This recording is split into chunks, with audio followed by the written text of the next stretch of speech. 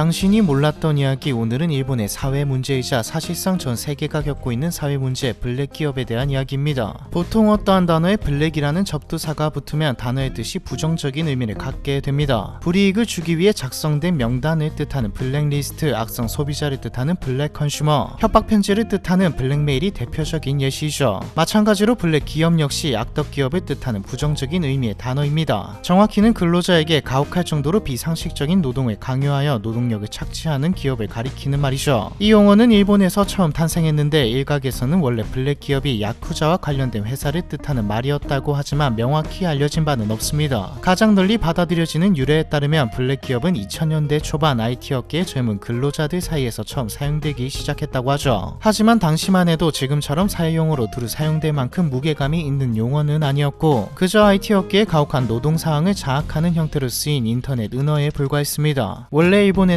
전통적으로 학교 졸업 후 한번 취업하면 정년 퇴직할 때까지 고용되는 것을 뜻하는 종신고용제가 일반 관행으로 유지되고 있었는데 고용 불안이 해소된다는 점에서 볼 때 근로자 입장에서 종신고용제는 더없이 좋은 제도처럼 보이지만 사실 무시 못할 단점도 존재하죠. 기업은 종신고용제를 통해 직원들에게 평생 고용을 보장하는 대신 업무를 유연하게 조정할 수 있는 권한을 가져갔거든요. 이게 무슨 말이냐면 회사가 직원을 자르지 않는 대가로 직원에게 어떤 일이든 얼마든지 지시할 수 있는 권한을 갖게 됐다는 겁니다. 사실 이런 권한을 굳이 명시하거나 가져오지 않더라도 종신고용제는 분위기상 상명하복의 형태를 띌 수밖에 없죠. 그러니까 내가 회사에 입사했는데 정년 퇴직 때까지 이 사람들과 일해야 한다는 말과 같으니까요. 상사에게 한번 잘못 보였다가는 내 고달프겠죠. 대신 신입을 많이 뽑는다는 장점도 있습니다. 지금 기업들이 신입을 뽑지 않는 이유 중 하나가 좀 가르치면 나가버리니 애초에 경력직을 쓰겠다는 것도 깔려 있으니까요. 그런데 1990년대부터 버블 경제가 붕괴되고 수많은 기업들이 극심한 경영난을 겪게 되면서 기업들의 인력 관리 방식도 변화하게 됩니다. 자연스럽게 종신고용제 문화도 흔들리기 시작했죠. 일본 기업들은 경제 위기를 겪으며 신규 고용을 축소하거나 비정규직 비율을 늘리게 되었는데 이때 정규직에게는 더 많은 업무를 부과했습니다. 쉽게 말해 인력이 더 필요해도 함부로 직원을 늘리기가 어려우니 있는 직원들을 더 갈아넣게 된 것이죠. 기업 입장에서는 언제 또 어려워질지 모르는데 한번 뽑으면 정년까지 써야 하니 뽑지를 않는 겁니다. 당시 일본은 다른 나라와 달리 경력직 채용 시장이 활성화되어 있지 않았기 때문에 직원들이 쉽게 이직하기도 어려운 상황이었죠. 어떤 부당한 대우를 해도 그만두기는 쉽지 않습니다. 가정이 있다면 더 그렇고요. 한번 취직하면 나가서 창업하던가 아니면 꾹 참고 회사를 다녀야 합니다. 이런 양상은 특히 외식이나 소매, 간호 그리고 IT와 같은 노동 집약형 서비스업에서 만연하게 발생했습니다. 그 중에서도 IT 근로자들이 인터넷에서 이러한 상황을 푸념하면서 블랙기업이란 용어가 퍼지기 시작했죠. 또한 처음에는 IT 기업에 국한되어 있었지만 이후 단어가 퍼지면서 모든 산업 분야에 블랙기업이라는 개념이 적용되었습니다. 그럼 일본 사람들은 왜 블랙기업에 취직했던 걸까요? 취직할 곳이 없으니까요. 버블이 터지기 전 호황기 시절 부모님의 말대로 어른들의 말대로 대학만 가면 인생이 해결된다는 말을 믿고 죽어라 공부해서 대학 나와보니 취직이 안 되네. 끝까지 취직 못하는 사람들 중 일부는 히키코모리가 되고 어떻게든 돈을 벌어야 하면 블랙기업에라도 들어가야 하죠. 또 블랙기업들이 대놓고 우리는 블랙기업입니다라고 말하지도 않고요. 이 블랙기업들 중에서는 대기업들도 포함되어 있죠. 그럼 참고 다니거나 히키코모리가 되던가 선택하는 겁니다. 이직이 안 되니까요. 결정적으로 2008년 일본 신초사에서 나는 블랙기업에 근무하고 있는데 이젠 한계가 온 것 같아라는 제목의 책을 출간하고 이듬해에는 동명의 영화도 개봉되면서 블랙기업에 대한 대중의 관심도는 더 높아졌습니다. 해당 책에서는 일본에서 가장 큰 커뮤니티 사이트 ECH 게시판에 올라온 글들을 첨부하여 노동자를 마치 소모품처럼 사용하고 버리는 기업들에 대한 이야기를 다루었는데 이 이야기는 많은 공감을 얻었고 인터넷에서 블랙기업이란 용어가 유행하게 되면서 사회적 이슈로 자리 잡게 되었죠. 영화가 개봉한 후 일본에서는 언론인 및 노동단체, 교수 등이 협력하여 블랙기업 대상기획위원회를 설립하기에 이릅니다. 블랙기업 대상기획위원회는 2012년부터 매년 각계의 제보 및 언론 기사와 네티즌 투표 등을 바탕으로 일본 최악의 블랙기업을 선정하는 블랙기업 대상 수상식을 열었죠. 장시간 노동, 성희롱 및 사내 권력을 이용한 괴롭힘, 집단 따돌림, 낮은 임금, 법규 위반, 제도의 미비 등과 같은 기준을 바탕으로 기업이 선정되기 때문에 기업 입장에서는 불명예스러운 수상식이지만 근로자 입장에서는 통쾌한 수상식이죠. 당연히 이 수상식도 인기를 끌었고요. 2013년부터 블랙기업은 일본의 최고 유행어이자 신조어로 선정될 만큼 모두에게 널리 쓰이는 용어가 되었습니다. 블랙기업이란 용어가 시간이 흐를수록 더욱 널리 사용되고 있다는 점은 사실 바람직한 상황이 아니죠. 많은 사람들이 블랙기업에 관심을 갖고 이해하고 공감한다는 건 그만큼 일본 사회에 블랙 기업이 만연해 있다는 뜻이기도 하니까요. 당장 2019년 도쿄대학 출신 다카하시 마츠리가 일본 최대 광고회사 덴치에 입사했다가 스스로 생을 마감하는 일이 발생하기도 했습니다. 마츠리가 생을 마감한 결정적인 이유는 미친 듯한 잔업과 상사의 갑질, 폭언 때문이었고요. 그렇다면 실제로 일본에는 얼마나 많은 블랙 기업이 존재하며 문제의 심각성이 어느 정도인 걸까요? 도쿄의 신문사 니케이 아시아의 보도에 따르면 2021년에는 직장 내 괴롭힘에 대한 고발이 8만 8천 건으로 증가했으며 이는 지난 15년 동안 3배 이상 증가한 수치였습니다. 또한 도쿄의 경영 컨설팅 서비스 회사 시키가쿠가 2023년에 20에서 59세 회사 직원을 대상으로 전국 조사를 실시한 결과 2만 2천 명 이상의 응답자 중 38.6%가 블랙 기업에서 일했거나 현재 고용되어 있다고 답했죠. 또한 시키가쿠는 응답자들에게 어떤 이유로 자신이 다니는 회사가 블랙 기업임을 깨닫게 되었느냐고 물었는데 가장 많이 거론되는 이유는 높은 퇴사율이었습니다. 회사를 다녀보신 분들이라면 아시겠지만 사원들의 입사와 퇴사가 잦다는 건 그만큼 오래 버티기 힘든 환경이라는 뜻이기도 하죠. 높은 퇴사율 다음으로는 긴 근무 시간과 무급 초과 근무가 뒤를 이었습니다. 여기서 말하는 야근이 뭐 하루에 한두 시간 이런 것도 아닙니다. 2013년에는 와타미 푸드 서비스가 신입사원들에게 일주일에 141시간을 일하게 했죠. 그런데 언뜻 이런 생각이 들 수도 있습니다. 그럼 돈만 주면 블랙 기업이 아닌 건가? 잔업과 초과 근무가 많다는 건 일이 많은 건데 회사에 일하러 가는 것이지 놀러 가는 것도 아닌데 이 정도는 각오해야 하지 않나? 사실 진짜 문제는 따로 있습니다. 일이 많아서 야근, 잔업이 많다가 아니거든요. 당연히 일이 밀려 있으면 남아서 해야죠. 그런데 블랙 기업의 야근이 많은 건 일이 많을 때도 있지만 하루가 멀다 하고 매일매일 남는 것은 그냥 안 보내기 때문이죠. 진짜 일도 없는데 그냥 말입니다. 청소를 시킨다거나 할 필요도 없는 허드렛 일을 시키거나 심지어 상사가 욕바지로 쓰는 경우도 많고요. 하지만 어쩔 수 없죠. 어떻게 정직원이 되었는데 지금 그만두면 갈 데가 없는걸요. 일본 경제는 1990년대 버블 경제 붕괴 이후 지지부진했고 중국 등 신흥국 기업들의 성장으로 글로벌 가격 경쟁이 심화되면서 일본 기업들은 가격 경쟁력을 유지하기 위해 비용 절감에 집중하게 되었습니다. 하지만 비용 절감을 위해 상품이나 서비스의 퀄리티를 낮출 수는 없으니 기업이 가장 먼저 쉽게 손에 대는 부분 인건비 절감에 집중했죠. 저희가 한번 다루었던 부자나라 가난한 국민 일본 영상에서도 나왔듯 일본의 임금은 과거와 그냥 똑같다고 봐도 무방합니다. 기업 입장에서는 다 같이 낮게 잡으면 이 가격에도 일하러 올 사람이 넘쳐나니 굳이 올려줄 필요도 없고요. 또 일본은 유독 노동 생산성이 낮은 국가입니다. 노동 생산성이란 한 노동자가 주어진 시간 동안 생산하는 재화와 서비스의 양을 의미하는데 앞에서 말했듯 일본은 과거부터 현재까지 오랫동안 장시간 근로문화가 지속되어 왔고 기술혁신 지연으로 불필요한 회의, 과도한 서류 작업 등 비효율적인 업무 관행까지 존재하기 때문에 노동 생산성이 낮은 상황이죠. 그러니까 오래 일하는데 결과물의 양은 작다는 말입니다. 실제로 일본은 노동 생산성으로 G7 국가 중 최하위 OECD 38개국 중 31위를 기록하고 있죠. 또 블랙 기업에 근무한 사람들은 어떤 형태로든지 간에 직장 내 괴롭힘을 경험했다고 답했는데 가장 흔한 괴롭힘은 권력에 의한 괴롭힘이었고 그 다음으로는 심리적 괴롭힘과 성희롱이 상위권을 차지했습니다. 괴롭힘을 당한 사람들 중 36%만이 회사의 괴롭힘을 보고했는데 대부분은 회사가 아무런 조치도 취하지 않았다고 응답했죠. 괴롭힘이 뭐 얼마나 심했겠냐 싶지만 일본은 폐쇄적이고 이짐의 문화도 있고 또 앞서 말했던 종신고용제의 폐해까지 더해져 상상 이상으로 괴롭힘의 강도가 심합니다. 실제로 일본에서 크게 이슈된 블랙 기업 피해 사례를 살펴보면 문제의 심각성이 느껴지죠. 앞에서 나온 와타미 푸드 서비스의 창업자 와타나베 미키는 급여 봉투에 이번 달 매출에 대해 죽음으로 반성하라와 같은 극단적인 편지를 써 넣기도 했고 별의별 이유를 갖다 붙여 안 그래도 작은 급여에서 공제하거나 사장이 출간한 책을 강제로 구매하게 하기도 했죠. 와타미 푸드 서비스는 2013년에 블랙 기업 대상을 수상했고요. 야마다 전기 역시 한 신입사원에게 월 106시간 이상의 초과 근무를 강요하였고 과도한 업무에 극심한 스트레스를 받은 해당 직원이 결국 목숨을 끊는 사건이 발생했습니다. 여기서도 앞에서 말했듯 일이 많아서 초과 근무를 하기도 했지만 일이 없는 날도 보내주지 않았죠. 야마다 전기 역시 2014년에 블랙 기업 대상을 수상했고요. 이 밖에도 과거 왕따 경험이나 말더듬증을 동료들 앞에서 고백하게 하고 남자에게는 폭언, 폭력, 괴롭힘 조금 찐따 같다 싶으면 학창시절처럼 괴롭히는 일이 일어나고 여자에게는 보통 여자력이 부족하다, 가슴을 만지게 해주면 일의 능률이 올라갈 것 같다와 같은 말도 하죠. 신입사원 연수에서 22세 신입사원을 정신적으로 괴롭혀 목숨을 끊게 만든 제리아 신약 공업 주식회사, 31세 여성 기자를 과로사로 사망하게 한 일본 방송협회 NHK, 직원을 부당 해고하고 해당 직원의 사진과 제목을 전단으로 배포한 주식회사 히코시샤 등 사례가 넘쳐납니다. 사건이 반복되고 과거에는 묻혔지만 사례가 SNS를 통해 퍼져나가자 나오자 일본 정부는 2013년부터 블랙 기업에 대한 조사를 실시한 뒤 제재 방안을 재원하겠다 밝혔습니다. 2013년 9월에 실시된 조사 결과에 따르면 당시 조사한 업체 중 82%에서 법령 위반 사례가 발견되었죠. 3년 뒤인 2016년 10월부터는 한국의 보건복지부와 고용노동부에 해당하는 후생 노동성이 노동기준 관계 법령을 위반한 기업 목록을 매달 공개하기 시작했습니다. 그 결과 현재 370개 이상의 기업이 전국 노동국외의 블랙리스트에 오른 상태이죠. 이 정도면 기업들이 이미지를 생각해서라도 기업 문화를 뜯어 고칠 것 같지만 현실은 그렇지 않았습니다. 일단 사람들이 블랙 기업이라고 발표해도 딱히 반응이 없었거든요. 그냥 그런가 보다이지 서비스나 상품을 구매하는 데는 큰 상관이 없었습니다. 그리고 법망은 피해가면 그만입니다. 초과수당은 고정수당이라는 것을 만들었죠. 더 일한 만큼이 아니라 5만원 더 주고 끊임없이 야근을 시키는 방식입니다. 괴롭힘은 해결되지도 않았고요. 약 10년 동안 일본 정부가 나서서 블랙기업 문제를 해결하려 했지만 여전히 블랙기업은 존재하고 있습니다. 사실 근본적인 문제, 종신고용제를 부수고 이직이 활발한 노동시장을 만들지 못하면 방법은 없죠. 때문에 전문가들은 법적 제재만으로는 기업 문화를 바꾸기 어려우니 제도 도입이 필요하다고 말합니다. 정리하자면 블랙기업은 단순히 복지가 별로라든가 회식이 잦다든가 등의 근무 여건이 좋지 않은 정도의 기업을 뜻하는 말이 아닙니다. 그리고 일본의 특이한 역사와 문화 때문에 두드러지는 것이지 일본에만 국한된 사회 문제가 아니라 전 세계적으로 발생하는 우리가 살고 있는 한국에도 존재하는 문제이죠. 블랙기업에 대한 이야기 이번 편은 여기까지입니다.